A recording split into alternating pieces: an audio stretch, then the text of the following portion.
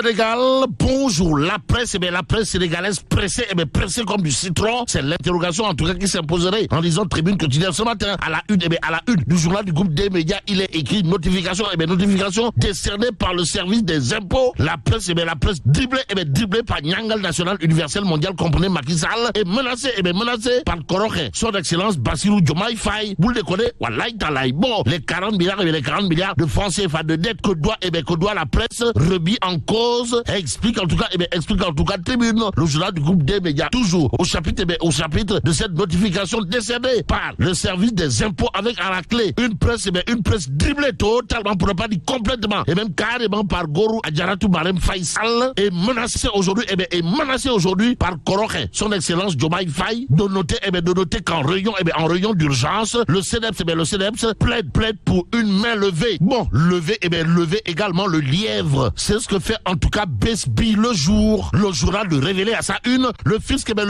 aux trousses des entreprises de presse impossible de payer. Et c'est à prix fort que la presse devrait payer au regard de ce qu'explique Besbi le jour. Le journal de noter une presse taxée de non-payeurs. D'où la réaction au vitriol de Mamadou Ibra Kane dans Besbi le jour, à savoir il faut que le ministère des Finances fasse une main levée sur les comptes des groupes de presse. Bon, pressés, les groupes de presse le sont-ils pour l'instant?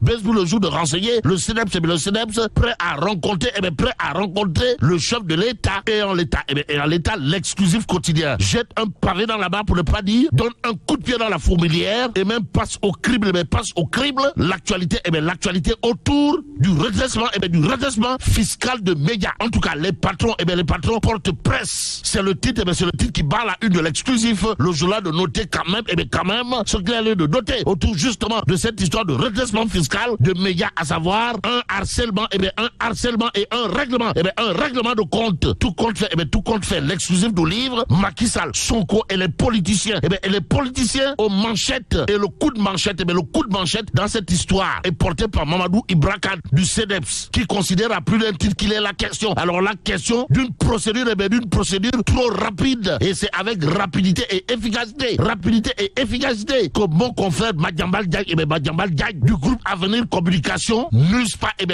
de la langue de bois avant de dire à haute intelligible voix qu'il est la question d'une administration contre les citoyens. Bon, le citoyen leader de demain. Demain, c'est maintenant. Mamadou Ibra Kane, à l'occurrence, de relever qu'il va falloir craindre. Alors là, il va falloir craindre une république des impôts. République des impôts, diam. Et comme il est dit, yonou diam, sorioul, retenons en tout cas ce que nous livre le quotidien au chapitre du redressement fiscal des entreprises de presse, comprenez, le CNEPS veut des réformes. En attendant, le quotidien de s'intéresser à la nouvelle mission, du FMI au Sénégal, à savoir le casse-tête des subventions. Le journal du groupe Avenir Communication de s'intéresser à un autre sujet qui a fait couler beaucoup d'encre et de salive. De quoi s'agit-il, Wai? De l'eurobond de 450 milliards de francs CFA. Et là, il s'agit, d'après le quotidien, de faille, comme Korok et Bassirou Diomaye Faye, de faille d'une opération. Bon, opération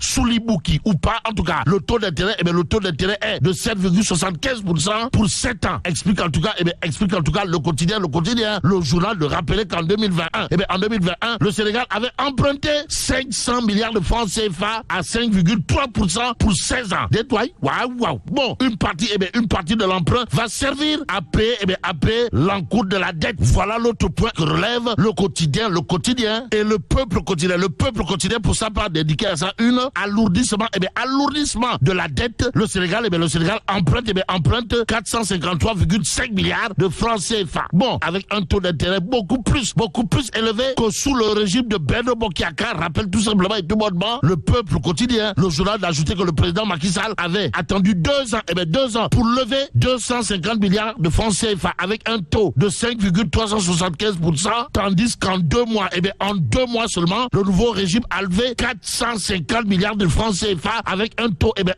de 7,750%. On est où là? C'est l'interrogation qui s'imposerait d'après bien entendu le peuple quotidien. Le journal d'expliquer les eurobonds émis par le Sénégal sont rémunérés au taux normal de 7,75%, selon Bloomberg. Pendant ce temps, l'évidence quotidienne, de relever une histoire de tapalé et de tcharan dans la distribution des semences agricoles. Et là, c'est Arsounou Momel qui note des manquements graves, pour ne pas dire des manquements très graves dans la distribution des semences agricoles, révèle en tout cas l'évidence. Le journal de renseigner que dans le département de Birkelane, arrondissement de Mabo, commune de Dionik, des sacs de 50 kg, presque les 10 kg sont du sable. Voilà ce que révèle l'évidence quotidienne ce matin. Ce matin, il convenait de retenir que Arsounou Momel interpelle Monsieur le Président, son Excellence, Koroche Bassirou Diomaye Diakhar Faye et son PM. Comprenez Prost, la porte du Bourroc, Ousmane Sonko. Bon, Ousmane Sonko, comprenez Prost, la porte du Bourroc, qui aura probablement de quoi se ronger les ongles en lisant le point actu ce matin. À la une du journal, il est écrit commission ad hoc sur le littoral. Le bureau du Parlement, ouvre les hostilités contre le PM Ousmane Sonko. De quoi s'agit-il, le point actu de renseigner les trois députés devant prendre part à la commission ad hoc chargée du contrôle et de la vérification des titres et occupations sur le littoral. Font faux bon. Bon. En quoi Guy Barus Sayad, le gouvernement peut recourir à l'article 165 du code électoral et désigner 3 députés par la force dans les Mbam. Et comme il est dit, Mbam Gatnewa ici, Djurgilobok, passons à Tribune quotidienne ce matin.